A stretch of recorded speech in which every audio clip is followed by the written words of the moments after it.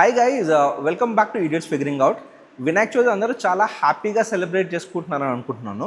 And మన వినాయకుడికి మహాభారతానికి కూడా చిన్న కనెక్షన్ ఉంది. అది చెప్పడానికి ఈరోజు ఈ వీడియో చేస్తున్నాం.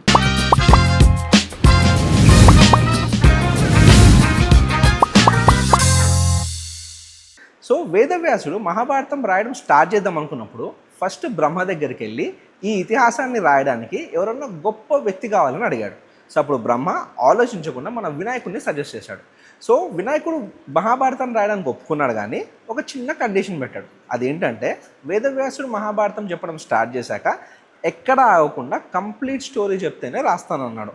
అట్ ద సేమ్ టైం వేదవ్యాసుడు ఒక షరతు పెట్టాడు. ఏంటంటే వినాయకుడు అర్థం చేసుకోకుండా ఒక్క లైన్ కూడా రాయకూడదని. సో ఇలా ఇద్దరు ఒకరికొకరు షరతు పెట్టుకున్న తర్వాత మన వినాయకుడు మహాభారతం రాయడానికి తన దంతాన్ని విరిచి మరీ రాశాడని చాలా బుక్స్లో రాశారు. సో ఈ మహాభారతం ఎవరన్నా వినాలనుకుంటే మా ఛానల్ని ఖచ్చితంగా సబ్స్క్రైబ్ చేసుకోండి.